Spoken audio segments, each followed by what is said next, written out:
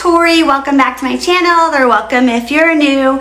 In today's video, I'm making 5 adorable Mother's Day gift ideas. The best part is most of them come straight from the Dollar Tree. They're budget friendly, easy to make, and perfect for that special mom, grandma, or even friend. I love creating thoughtful handmade gifts, and these turned out so cute. Also, if you find this video helpful, make sure to give me the thumbs up. So grab your supplies and let's jump right in. For our first gift idea, I picked up a glass candle from the Dollar Tree. They have so many options to choose from, so you can grab whatever style works best for you. I also grabbed 4 of the tall white prayer candles and 1 wax melt to add a nice scent and a pop of color. To start, I placed the prayer candles into a pot filled about halfway to 3/4 full with water. I set the stove to medium heat and I let the candles slowly melt. It took about 45 minutes for all the wax to melt completely. The glass gets extremely hot, so I definitely recommend using heat-resistant gloves while handling the candles. Once the wax melted, I carefully removed the wick. Be really careful here because everything is super hot. Then I glued one of the wicks into the center of the glass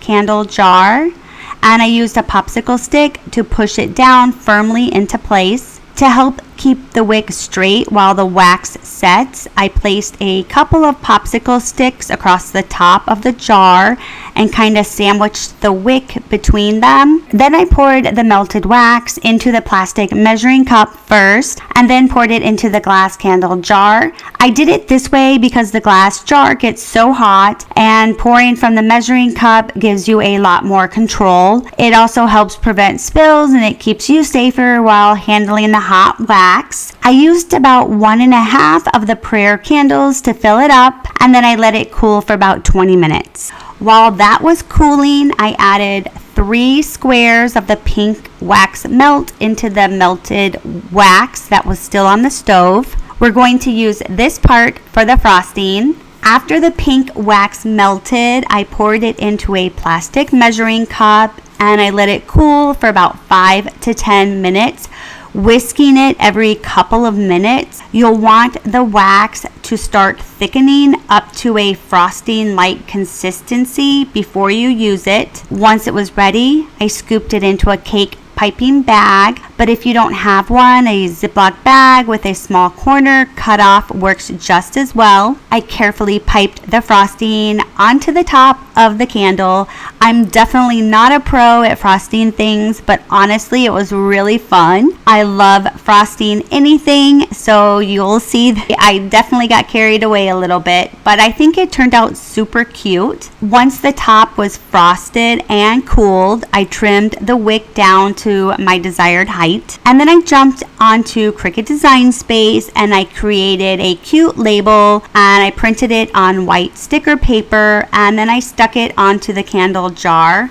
I absolutely love how this little candle turned out. You could gift it by itself, or you could pair it with a few spa goodies in a basket for a super sweet and thoughtful Mother's Day present. For our second gift idea, I grabbed a clear glass coffee mug from the Dollar Tree. They actually have a pretty good variety of mugs to choose from, different shapes, sizes, and styles, so you can definitely pick the one that fits the look you're going for. I thought it would be really cute to decorate this mug with vinyl to create a personalized Mother's Day gift. First, I measured the area on the mug where I wanted to place my design, just to make sure everything would fit nicely without looking too crowded or too small. In Cricut Design Space, I used the font Comica Boom to type out Best Mom Ever. It's a fun and playful font that's perfect for something cheerful like this. I sized the text to 2.23 inches wide by 0.7 inches high to fit the mug perfectly. To add a little extra detail, I found the cutest daisy graphics on Creative Fabrica. I'll leave the link in the descriptions below. I resized the daisies to 2 different sizes. One of them was 0.95 by 0.91 and 0.86 by 0.85, and I cut 6 of them using permanent vinyl. After cutting everything out, I arranged the text and the daisies onto the mug, and I carefully applied them using transfer tape. I'll be honest, I should have paid a little bit more attention while applying the vinyl because it's just a tiny bit off-centered, but honestly, once it was done, it just looked so cute. And I know that any mom would absolutely love getting something handmade and personalized like this. To take it even a step further, you could also fill the mug with little goodies like wrapped candies, cute little mini lotions to make it even feel more special. I love how simple, affordable, and thoughtful this project is. Definitely one of my favorites. Alright, third on our list for this project, I used some craft wood pieces that I already had at home, but if you don't have any, no worries. Dollar Tree sells great wood squares that work perfectly for this project too. While I was shopping, I also found the cutest little wicker basket at Dollar Tree, and I thought it would be the perfect way to package the coasters together for a really sweet complete gift set. I personally wanted the coasters to be round instead of square just for a softer look, so I used my Acrylic Falcon A1 laser engraver to cut 4x4 inch circles out of the wood. But if you don't have a laser, you can still have lots of options. You can leave them square, or if you have a Cricut maker, you can try cutting thin basswood or craft board into circles. Next, I went into Cricut Design Space and I designed the Mother's Day theme coaster. While Cricut was cutting the vinyl, I painted all the coasters a light sky blue and I let them dry. So instead of weeding the usual way, I did the opposite so I could use the design as a stencil. So once the coasters were dry, about 45 minutes later, I applied the first stencil with the Happy Mother's Day, the green grass, and the white daisies. Then I started by painting the green for the grass, black for the wording and the bee, and then white for the daisies. And I did 2 coats, letting them dry, maybe 10 or 15 minutes in between. Once the layers were completely dry, I carefully peeled off the stencil. Then I applied my second stencil, which had the yellow bee details and the yellow flower centers. I repeated the same painting process with 2 light coats, and then I let it dry completely. Next, I added adhesive cork backing to the bottom of each coasters. I also found this adhesive cork backing at the Dollar Tree. So all I did was just trace the shape of the coaster onto the cork,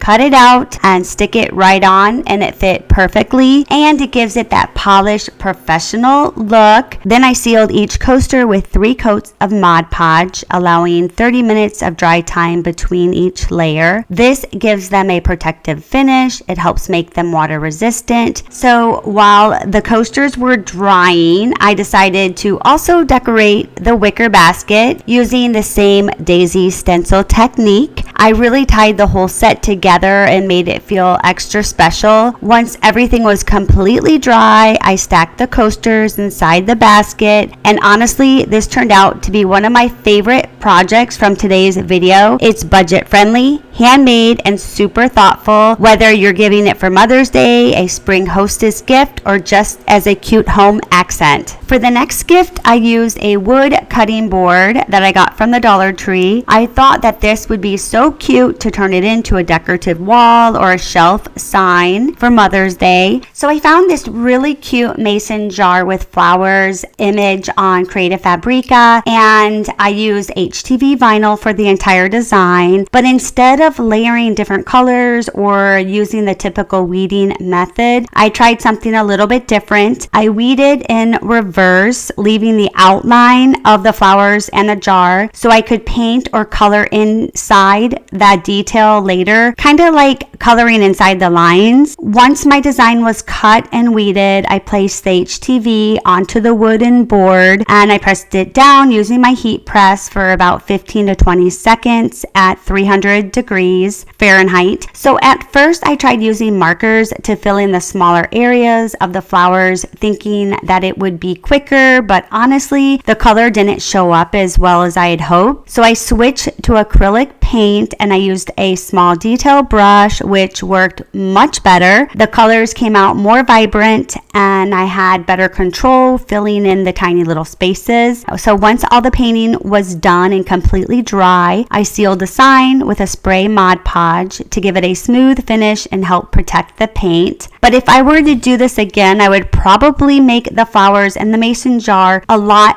bigger so you can have a more visual impact. But overall, I love how it turned out. I think it's such a charming little sign and it would look perfect on any shelf or countertop or even hanging in a cozy kitchen nook. And finally, for the last project, it's a personalized acrylic sign with a wooden base that I picked up from Amazon, and it turned out to be one of the most meaningful pieces I made. First, I peeled the plastic film off the acrylic and cleaned it with rubbing alcohol to make sure the surface was free of any dust or oils. That helps the vinyl stick better. So to find the birth flower, all I did was type in birth flowers over on Creative Fabrica, and you can get a whole bunch of different ones. So that is where I got my flower. And then we're going to head back over to Cricut Design Space, and I created the template. And this is supposed to be the acrylic glass 5x7 to just give me an idea of, how big everything is. And this font I used is Hello Honey, and I got that for free on defont.com. This one is just Cricut Sans. And then for the Mom's Garden, I'm going to show you how I did that. Right on back to Creative Fabrica, and you'll go to Tools and then hit Font Cloud. We're going to open Font Cloud. And actually, the one that I use is called Glyphs. So let's find it. So it's this one. And I'm going to type in Mom's Garden. So that is what I had. But then we go down here and we're going to add the glyph. So we're going to scroll down here. I use the M. So all you do is click on this.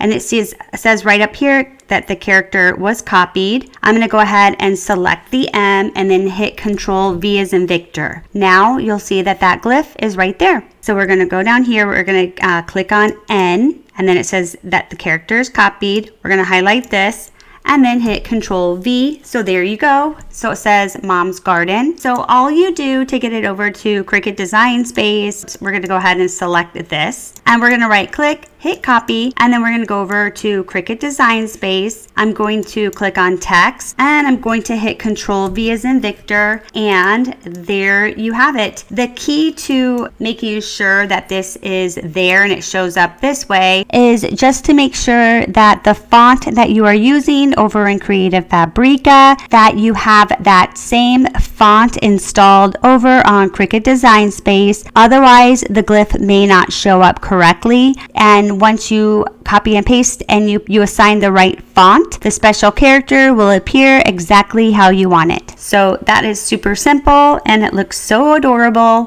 Once I was done in Cricut Design Space, I cut everything out on permanent vinyl, weeded it, and applied it to the acrylic sign using transfer tape. Originally, I had the phrase "Love grows here" on the acrylic as well, but once I inserted the acrylic into the wooden base, I realized that the base covered part of the bottom. So I went back and I recut the phrase "Love grows here" in vinyl, and I weeded it in reverse again so I could paint the words directly onto the wooden base. I used the vinyl as a stencil and I applied it straight to the front of the base, and honestly, I think it ended up looking even better that way, which actually worked out better in the end. So just a heads up, make sure you double check where the base covers before placing your vinyl, especially if you're designing right to the very edge. So I hope you guys loved these Mother Day do-it-yourself ideas as much as I loved making them. Which project was your favorite? Comment below, let me know. And as always, thanks for watching, and I'll see you guys in the next one. Bye.